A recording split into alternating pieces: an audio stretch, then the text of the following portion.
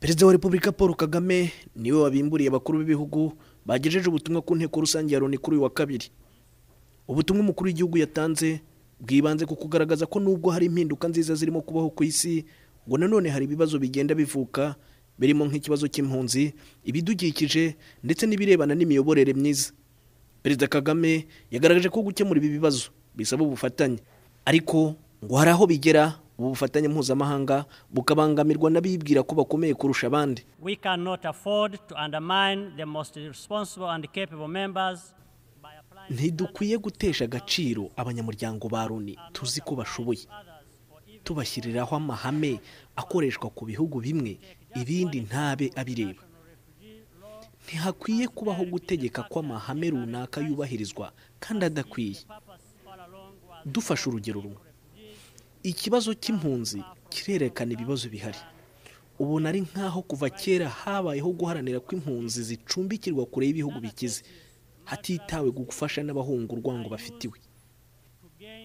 Ahandi tubona imiryango mpuzamahanga ikoreshwa n'abantu bagamije gufata ibyo bashaka bakabyinjiza mu bandi nk'ukuri, hagamijwe gusenya ibihugu. Iyo ibyo twita amahame bijemo gukandagira abandi n'agasuzuguro, bwa bufatanye mpuzamahanga mu bikorwa bitandukanye buburizwamo.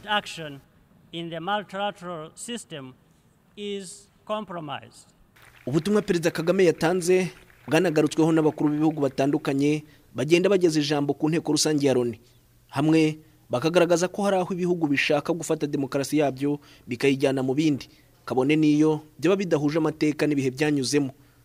Perezida Kagame yemeza ko politiki nziza n'umutuzo ari bizanira abaturage umusaruro ukwiye, bityo akaba nta gihugu gikwiye kumva cyabitangaho amasomo. We have nothing to fear from high standards. Nta kiduteye ubwoba mu kugendera ku mahame akwiye, kandi umutuzo nyawo umuntu yakwishimira kugira nushingiye kuri politiki nziza itanga umusaruro ukwiye ku baturage kandi ukanafasha mu mpinduka zibaye mu mahoro. Ibyo byose bijyana no kubaha agaciro ka muntu ndetse n'imibereho ye. Nta gihugu cyangwa imigirire runaka bikwiye kumva ko ari byo byonyine bifite ubumenyi ku kuri, cyangwa se kwibwira ko ari bamese kigoroye.